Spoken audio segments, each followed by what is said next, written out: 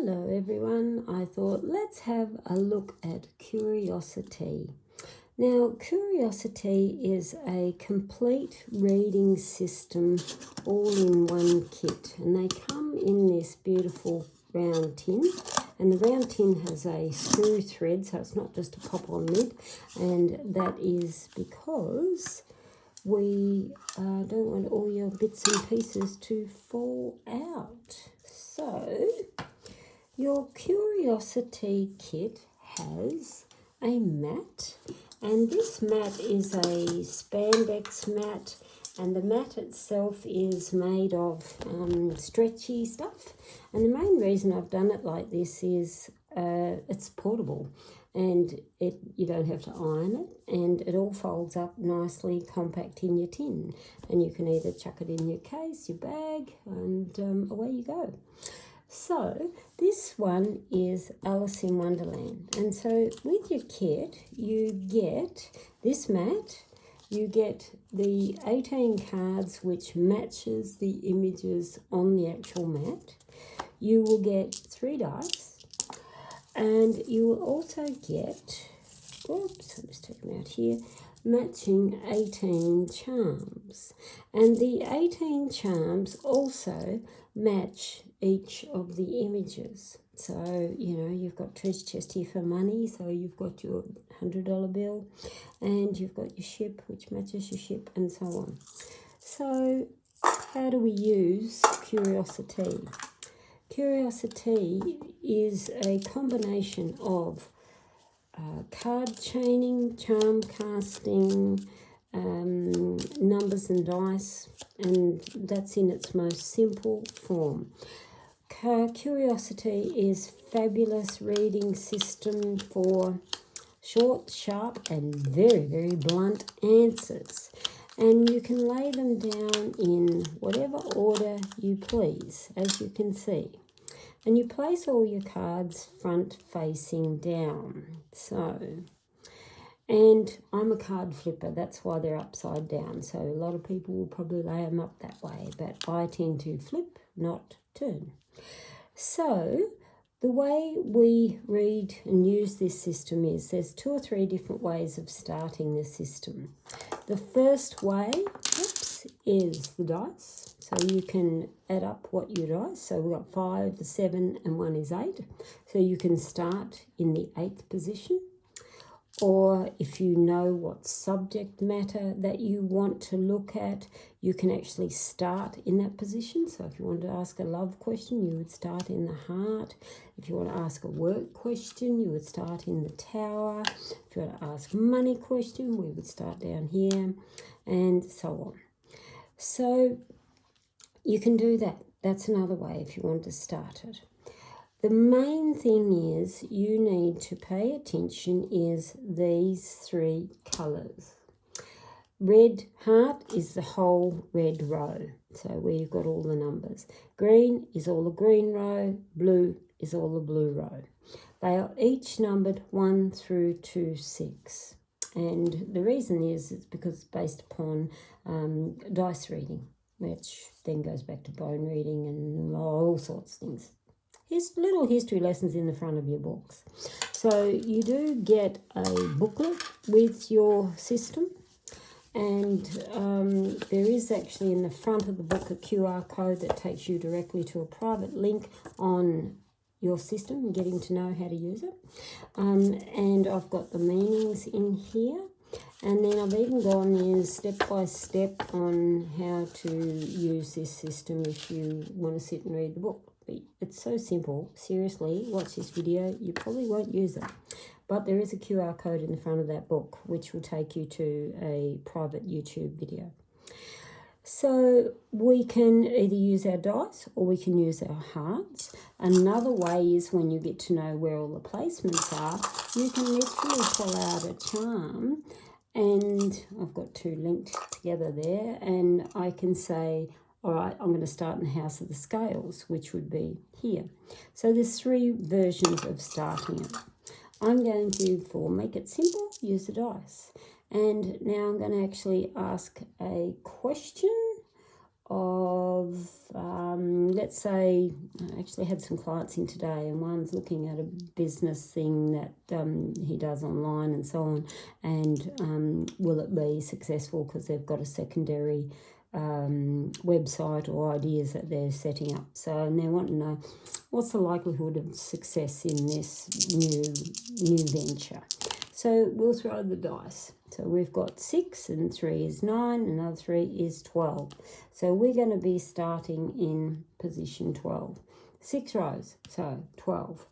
First thing we're going to do is we're going to turn over that card, and we are reading the card plus the layer it sits on.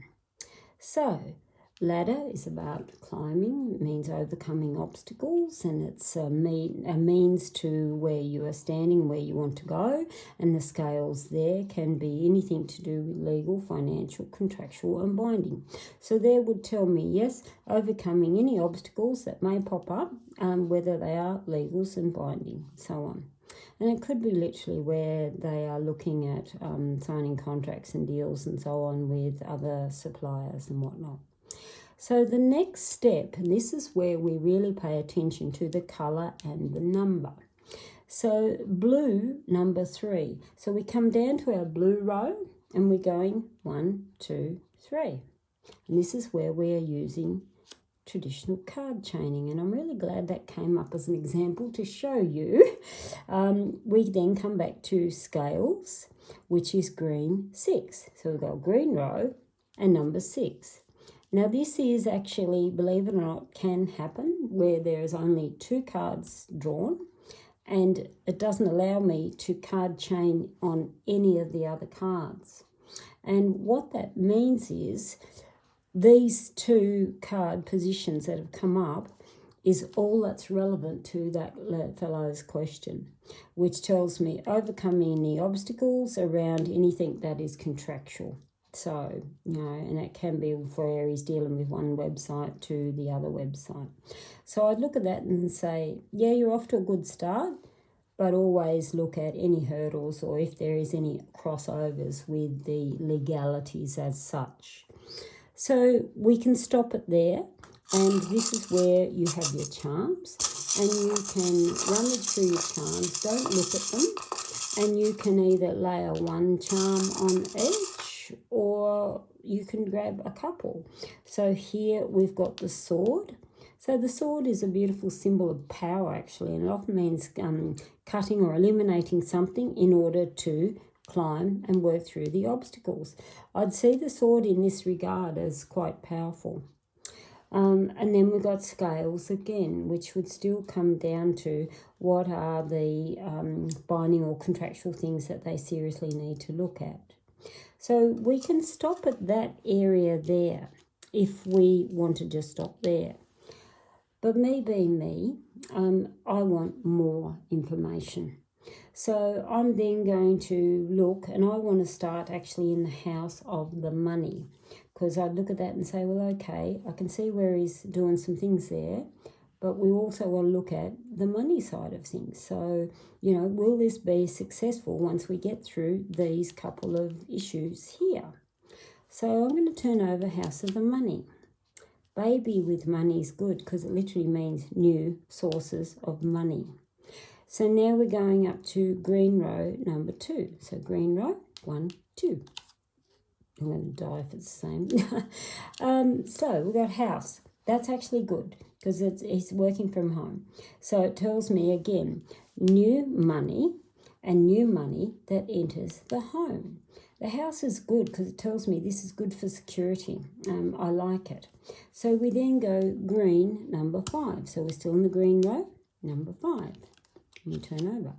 The spider. Now the spider there with the house would tell me a couple of things. Is there an interfering family member that has too much to say in the home and the family? The spider is often don't get sucked or drawn into situations that you do not need. Again, it's on the house, which means any family and people very close to the family, if they're trying to give them their opinion and their advice and so on, I'd look at that and say, just go cautiously, tread carefully when it comes to family. And particularly I'd say sharing their ideas, because this is something they are starting up new. So, spider web, green 1. So we're here, green 1. Tower is very good for business because it literally means climbing to success. Tower means baby steps, though, to get to the top. And it can be a slower process, but it still would tell me, don't listen too much to the advice from the nitpicky people who are trying to have input in the family, because you've got success in your path. So, Tower, red 1. So red right, number 1. Across there, listen to the higher self. What is it that is your fated journey, your destiny? And many people look at the crosses and automatically think, oh, blockages, death and mayhem. But cross is not always mayhem, and that's actually on a very positive sign, which means think of the higher self and your own family, of where you are going, and run with it. So, red, number 2, red right, number 2. Camel. Your endurance is everything. The camel there would tell me, yes, it's a long and bumpy ride, but stick to the path of what you want and you truly work it out, because the camel can go the distance, and it will continue to go the distance until you reach the target where you have set out to be. So, red 5 up here. The sword, again, what is it that you need to cut away? And it can be there where he may get a little bit worn out and thinks, oh, is it all worth it and I'm just over it and so on. But I still tend to look at sword as this person holds the power, and he holds the power over his endurance. And I'd look at that and say, no matter, sometimes, yes, you may want to chuck it aside, think of the power. Very important, though, is what the sword is, or the next card on the sword is. Shooting star. There, straight away, would tell me, do not self-sabotage or cut off what is something that can be so good. Because the star is a burst of light, and it literally means wish upon a star. Look at the dreams. The shooting star in particular means pay attention. These are fleeting moments and don't miss a single beat. And on the sword, I would look at it and say, do not self-sabotage. Continue your drive.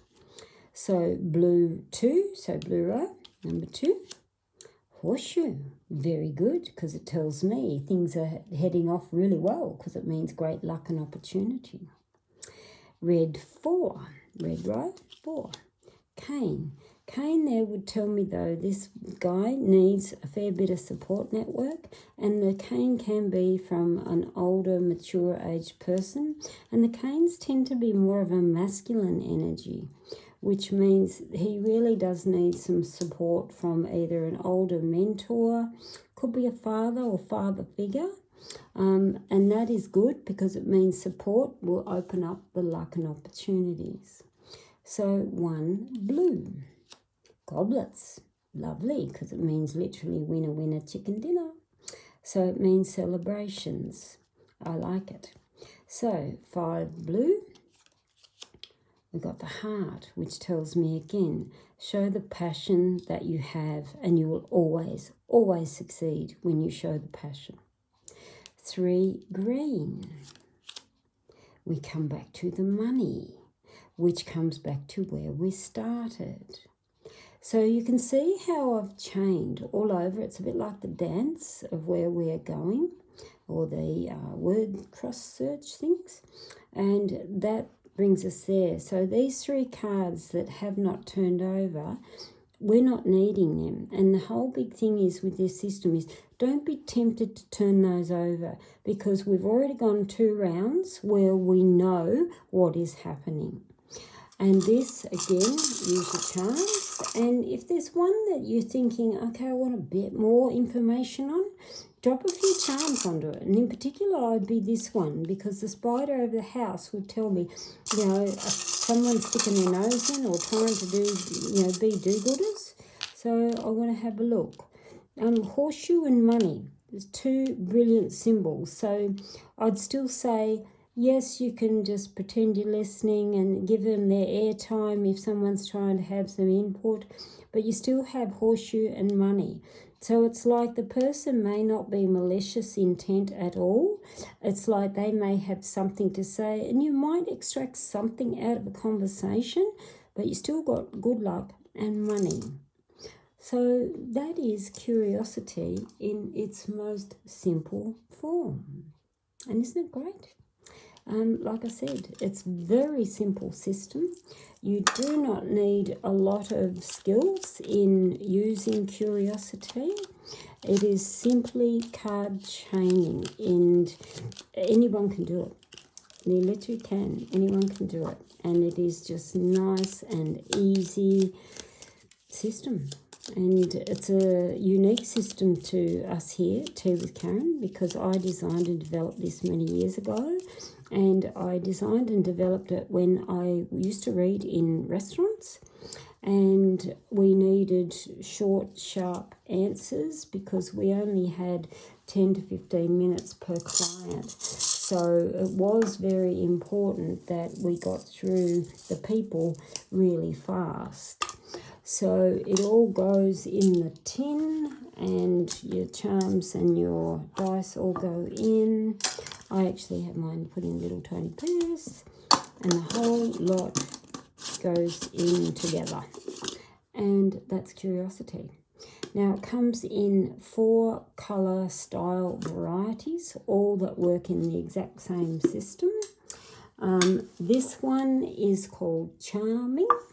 And Charming is very soft pastels, and come here, and it's got gold charms on the actual imagery. So that is Charming, and it's just soft, the pink, the blue, the green. And here's your cards. These are your beautiful cards. These are a mini deck card, and they are very thick. They are 300 GSM high gloss cardstock. The sizes of the card decks are all the same. And I'll just get a ruler to show you. And they are 1 3/4 or 42 mil by just over 2.5 inches or 67 millimeters. So they are small, but they're perfect because they fit in small places. So that one is called Charming. Then I have Magic and Mystery. I call it Magic and Mystery. This is a very popular one because of these colours, and they are the bold turquoise colours. And so that is the Magic and Mystery. So it's beautiful, and I can see why it's popular. Lots of people love the deep turquoise colours, and they're soft sort of turquoise and muted pinks and greeny shades. They're beautiful. Yeah. So that is the Magic and Mystery one. And this one is the Steampunk, which again is another popular one. So, and Steampunk is all the browns and the cogs and darker colours, so which is nice as well. And their cards are the deep chocolate brown imagery with all the same. They all have the same symbols, same meanings, same everything. They are just 4 different colour styles. So that is Magic and Mystery. So I hope you enjoy that.